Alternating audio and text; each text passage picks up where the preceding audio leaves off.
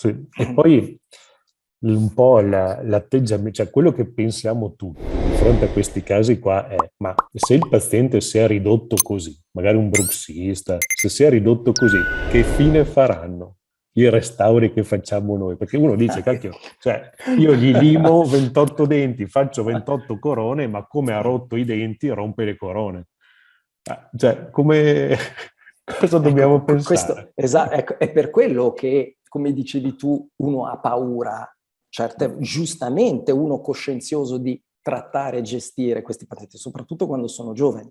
E il bruxista è il peggiore della serie degli usurati, perché è quello che mette più a rischio i restauri che noi andremo a fare. E bada bene, di letteratura su questi argomenti ne leggo tanta, e non è che mette a rischio solo i restauri in composito che tu gli potresti andare a fare, ma anche quelli in ceramica, in zirconio e tutto quanto. Quindi è assolutamente un problema. Infatti alcuni articoli dicono, nonostante i limiti che può avere il materiale composito, forse nei pazienti bruxisti, proprio per quello che dicevi tu, cioè il potenziale rischio di fallimenti più o meno estesi, è molto più gestibile ed è più predicibile riparare potenziali chipping o piccole fratture di una cuspide o cosa con il composito, perché infatti questo è un aspetto molto importante della la riparabilità. Io lo spiego sempre molto bene ai pazienti,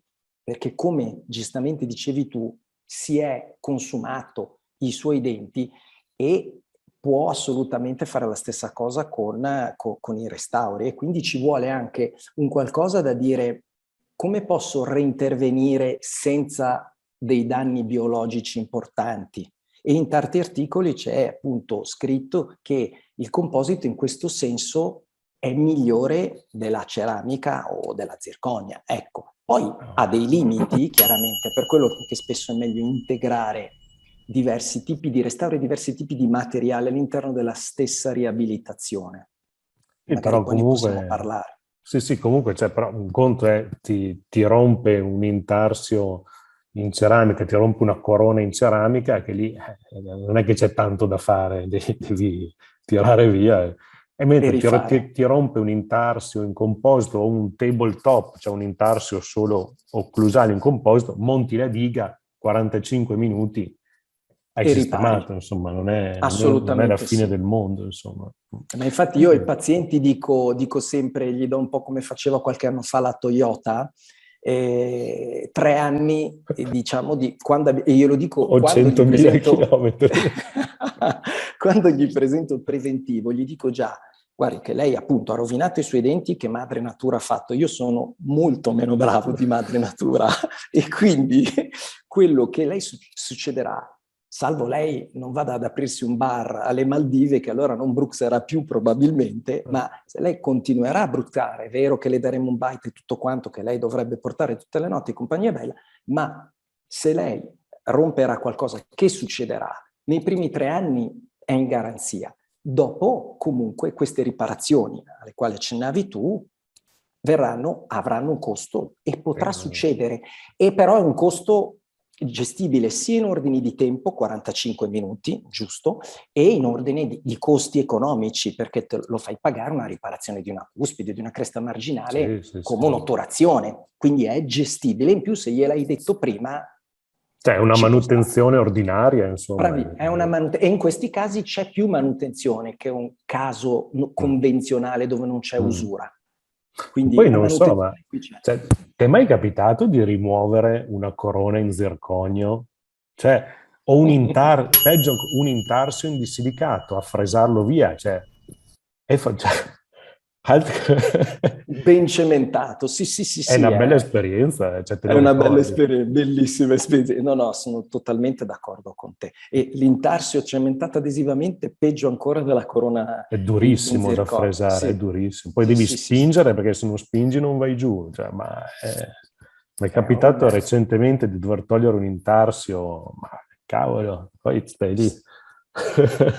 Eh sì, ma infatti perché poi ci si chiede questo tempo operativo alla poltrona e questo, tra virgolette, di servizio, comunque il paziente o gliel'hai spiegato bene prima, se no lo percepisce come un qualcosa che non è andata a buon fine. Gli hai spiegato prima, ok, però sono tutte cose anche da mettere in conto quando tu ti organizzi per fare un tipo di riabilitazione. Il post, siccome qualcosa fallirà in qualsiasi materiale, se questi sono fallimenti recuperabili, lievi e gestibili in uno studio, nel flusso quotidiano di uno studio, è una scelta che può essere intrapresa. Quindi anche in questa chiave io tiro sempre a dire che la riparabilità per questo tipo di restauri in un contesto di usura è un qualcosa da prendere in considerazione seriamente.